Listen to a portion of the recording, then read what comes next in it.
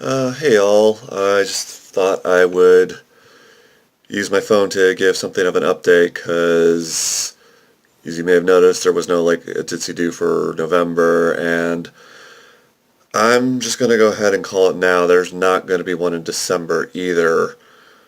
And just a heads up, I am going to explain why, but that explanation is going to lead into basically, this video is probably going to be at least 10 minutes long, and shit's going to get real, so brace yourself. But yeah, I was initially planning for November and December that my two videos would be about, basically something of a retrospective of the Odysseys block, and then answering the question of who's best princess in Odysseys block for December. But then the folks over at Interplay were very vague about whether or not that the movie set was going to be the start of a new block.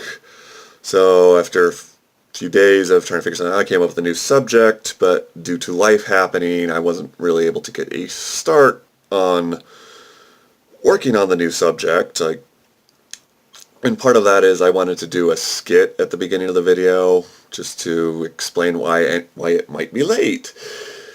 And, but that didn't happen. I didn't even get around to recording my lines for the skit. I haven't gotten my roommate's lines for the skit.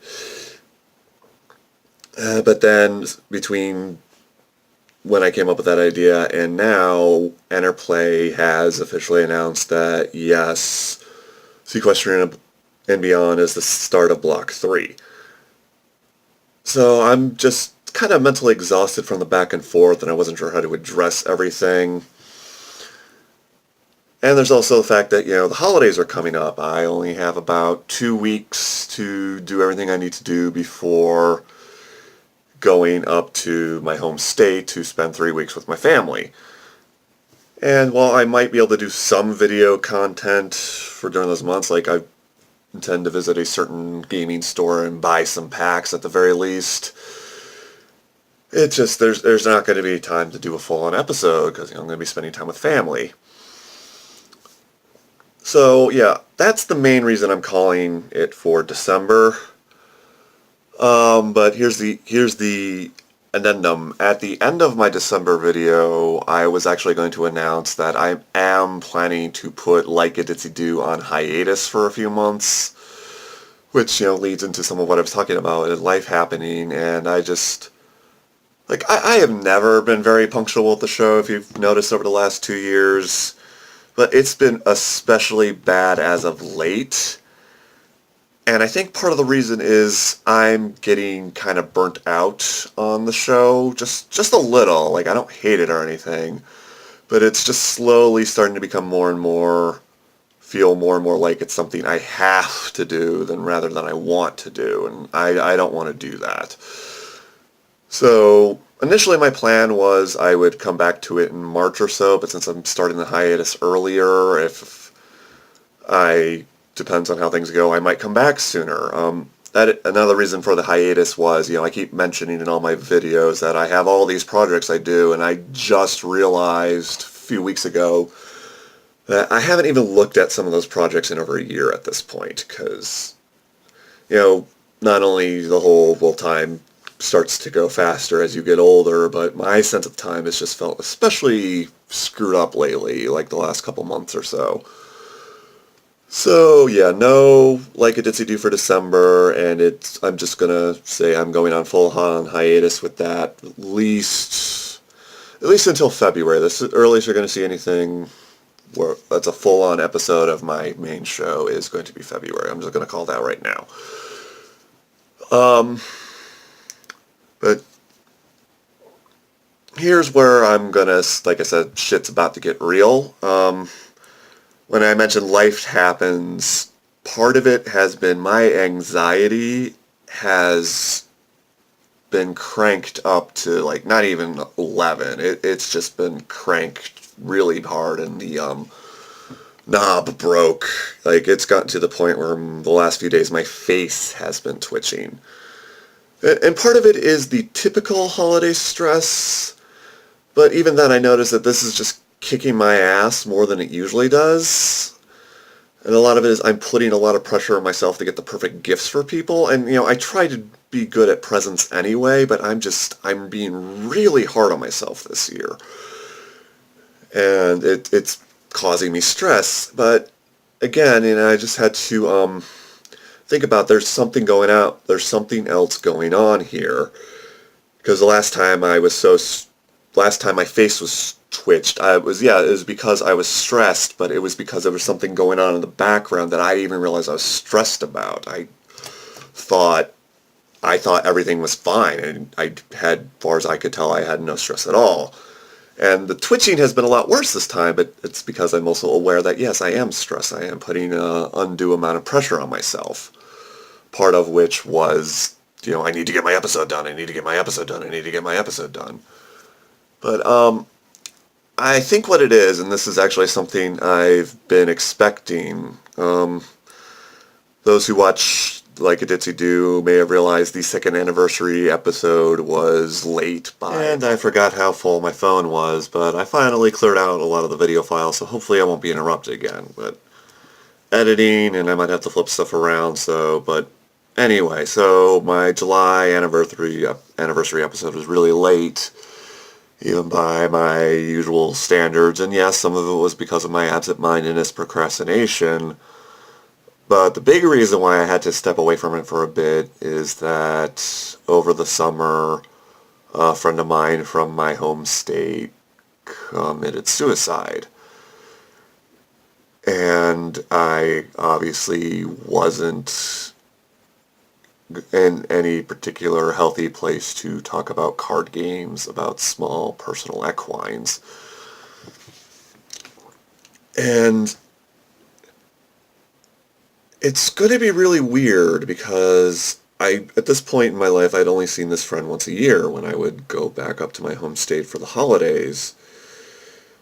So I think on some level, I haven't properly processed the fact that she's gone yet because I'm used to not seeing her. And this is going to sound horrible, but I don't always notice when certain names stop showing up in my Facebook right away. So that's for a whole list of reasons, not the least of which is Facebook's algorithms and my ADD. It's not meant as a slight against the people on my Facebook at all. Facebook's chaotic, but I'm derailing. And so it's just, I'm basically dreading that when I get up there, it's finally going to hit that I won't be getting together with Tanisha this year. And I don't know if I'm ready for that. And that would explain part of why I'm just so determined to get the perfect presents this year, because that is how, in my, messed up headness, part of how I express love is I try to find really, really, really meaningful gifts.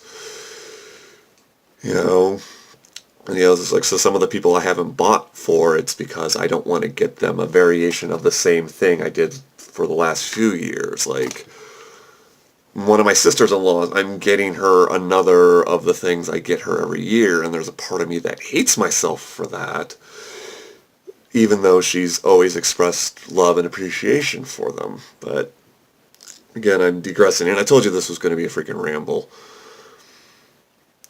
So, yeah, someone very, very important to me isn't going to be there, and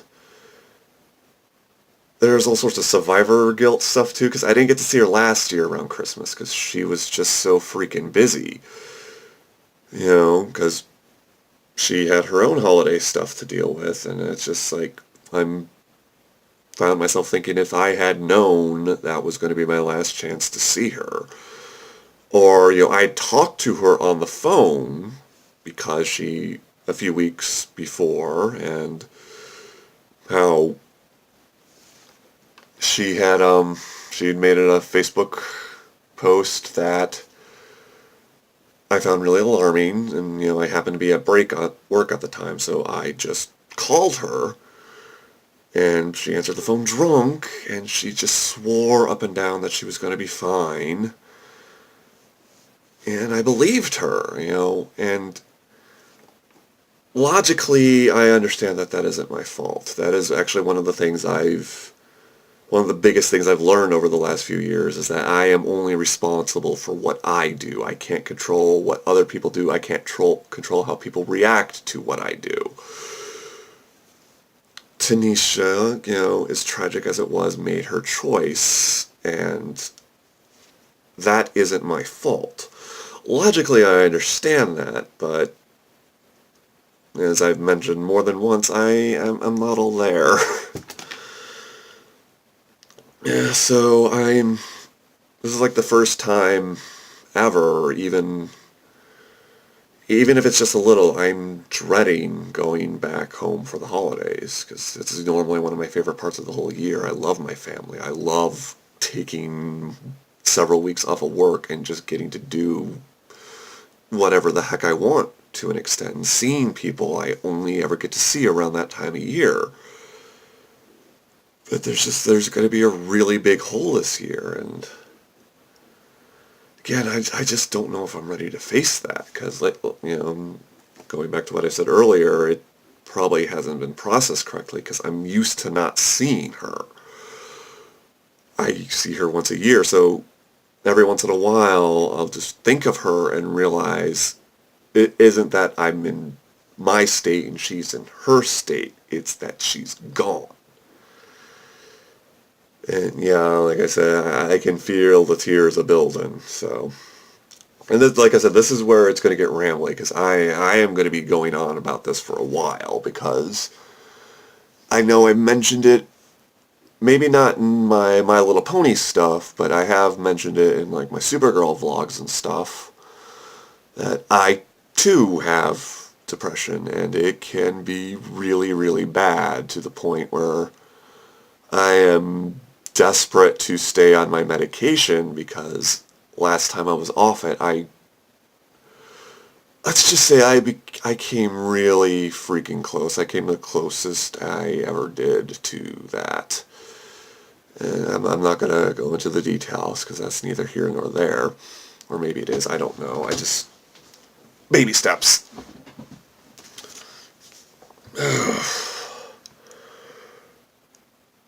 So, yeah, it's just a whole combination of things, like knowing how close I've come to that, and now I have personal experience. I know exactly how other people, the people in my life, would react if I wasn't able to pull back in time, so to speak.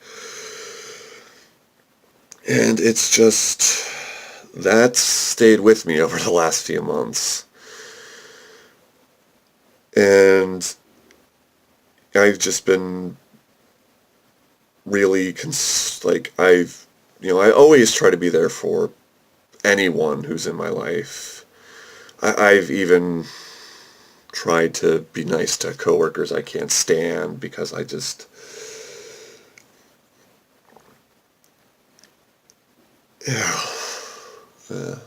told you it was going to be a ramble.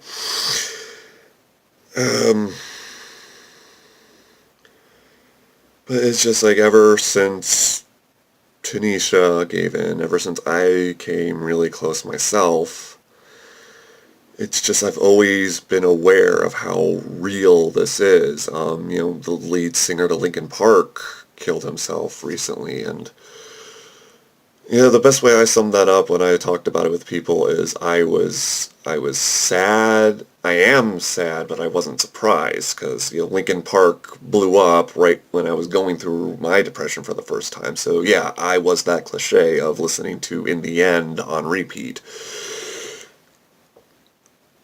So, and like even recently, super summarized version, I work for a college. I work weekends, and this past weekend we got a call from one of the student workers, work study, help pay for books and stuff, she called, asked to talk to one of the supervisors, and he probably wasn't supposed to tell me this, but I mean, I answered the phone because that's part of my responsibilities, and I recognized the student's voice. I recognized her name. She told me who she was. And she was in a panic. And, so I got my supervisor. She talked to him. And after he got off the phone, I think he just said it because he was just so flabbergasted he needed to say something. But her best friend had committed suicide, and since she didn't know when the funeral was, she didn't know if she would be able to make it for one of her very important shifts. That if, with the way our system is, if you don't make it for all of those shifts, you're fired. So I imagine not only was she just trying to process the fact that her best friend was no longer in her life, but was this going to cost her her job, basically? And we're not callous. I don't know the procedure, and even if I did, I wouldn't go into it here, but she's still going to have a job. So, yeah, so it's everywhere for me right now. It's, the fact that while my depression is in check, I still can't get my anxiety and ADD under control, and that really frustrates me. It's just hearing stuff like that. It's hearing about Robin Williams and the guy from Linkin Park, and I feel terrible that I can't remember his last name. I know it's Chester, but I'm terrible with names. And just, look, it's scary, and life is hard. I don't care how rich you are, how good you have it, or how good at life you are. It could still feel impossibly hard. And just speaking with my own experiences with depression, I was in therapy for about 2 years. I'm no longer in therapy because it was getting to the point where it was repetitive. We were just talking about the same things over and over again.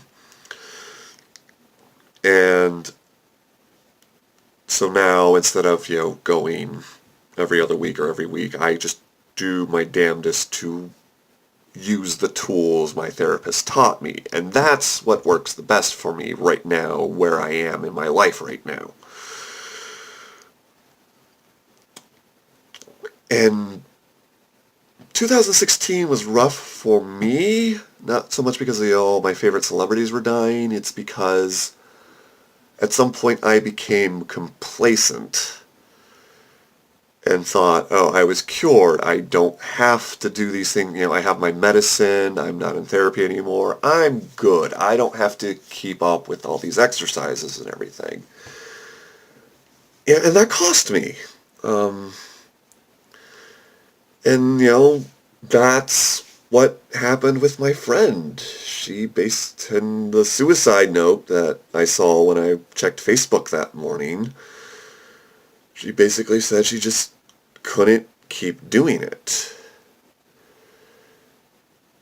Because when you have conditions like these, it is work. Everything. Getting up. Even though I am like the happiest I have ever been in my life right now, I still have trouble getting out of bed in the morning. Sometimes it's just because, oh, my bed is really comfortable. Sometimes it's just because, I don't want to go to work. But it still takes me 10 minutes to get out of bed, at least. It's something I'm working on. And as simple as something like that seems, it's not. For whatever reason, getting out of bed is not easy for me. And again, it's not so much, oh, I'm so utterly depressed. It's just, it feels like I am trapped in the bed. It really freaking does. And again, that's even when my depression's perfectly in check and I'm fine. And sometimes it's just these blankets are so comfortable, I don't want to get up, even though I know I have to.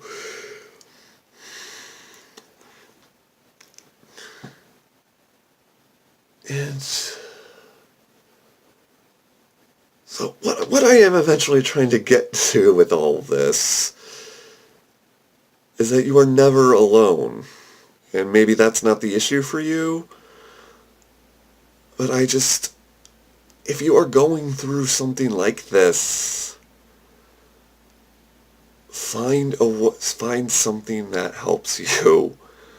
That is such a huge part of why I got into ponies. It really does help me with all of this. Why the Supergirl show started to mean a lot to me, even if I didn't keep up with the vlogs. And that, if anyone cares about that, it really was just becoming one of those. It felt like I had to, and I just didn't want to do it anymore. But yeah, like season 1 of Supergirl, it had its problems, but I still love it because of just what it did for me on an emotional level. That's why I like some of the animes I like, even if, by full admission, they are not the best. But just whatever you can do to give you the strength to keep fighting, please do it, because someone loves you. Someone wants you to still be here. And, I can't speak for your conditions. I can't speak for what your demons do to you. But just knowing that people genuinely want me around, don't need me, the fact that, this is how messed up my depression gets sometimes. My roommate, he has been my best friend for 20 years. He was my best man at my first wedding. If I ever get married again, I'm not going to hesitate to ask him to be my best friend, be my best man again. I know that no matter what, he has got my back. Sometimes before he learns both sides of the story, and even if he should. There are times where my depression has me convinced my only purpose for him is my half of the rent. That's how bad I get sometimes. That he only keeps me around because that's the only way he could afford to live in this house. And if he overheard me say that, chances are he's going to burst into this room and tell me what a freaking idiot I am about that. But that's what people don't seem to get about this sort of thing, is just how utterly convincing it can be when it tries to fill your brain with that bullshit.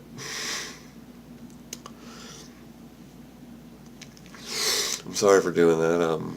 My nose is itchy. I'm gonna go with the story that it's all it is my nose is itchy. I just try to avoid doing stuff like that because I know it's gross.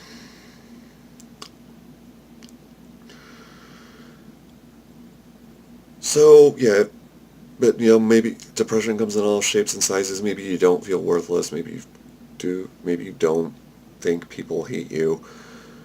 I don't know. I just know that you're loved. Because, maybe it's sort of a counterbalance thing to just how much I can hate myself at times, because I love everyone else until they give me a reason not to. And even then, sometimes, I still will. So, if you're watching this, even if we've never interacted, even if you're never watched my show about a card game or a superhero TV show, this is the first time you've ever laid eyes on this particular face and heard this voice. Know that I am saying, without irony, sarcasm, with nothing but the sincerest of sincerity, I love you. Okay?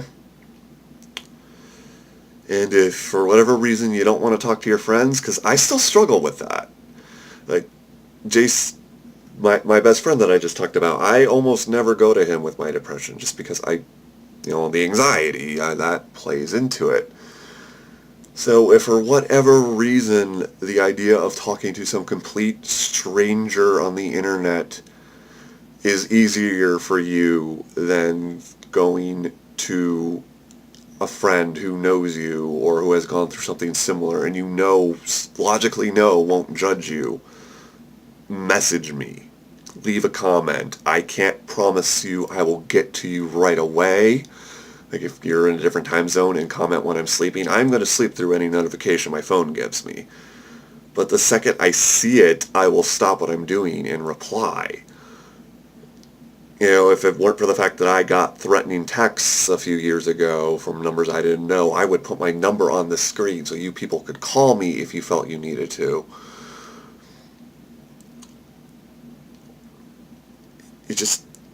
Whatever it is you're going through, someone can help you. And if you're anything like me, the idea of someone dreading going home for the holidays, that will just eat your conscience alive. So that's the problem with, because I know how empty this can sound. But this is all I got.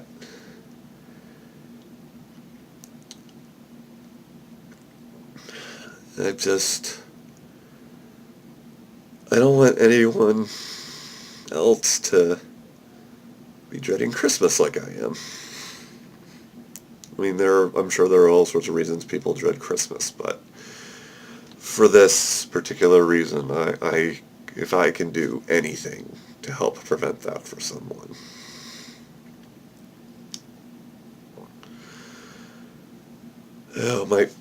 Going backtracking about my friend and how sometimes I feel worthless. She was kind of a family friend. Like, she was my brother's friend in high school, and my family just sort of adopted her.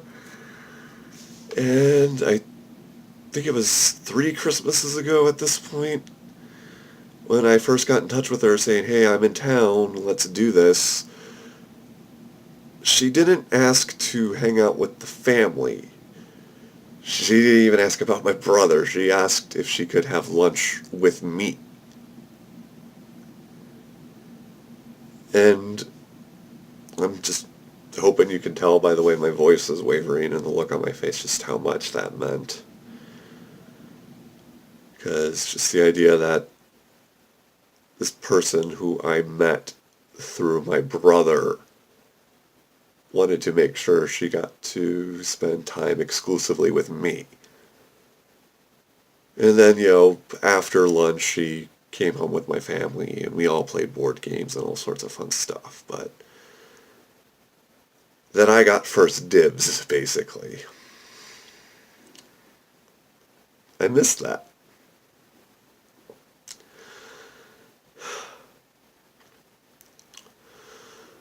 So just get therapy, talk to a friend, message me, message someone. Please just don't do this alone.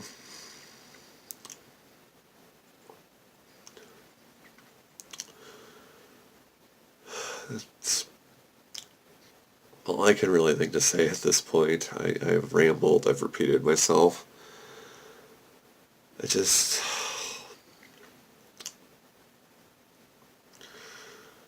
And my nose is actually starting to run, so yeah, I'm gonna turn off so you guys don't have to see that.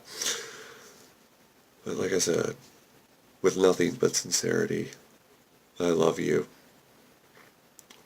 Please stay. Find out what you were meant for.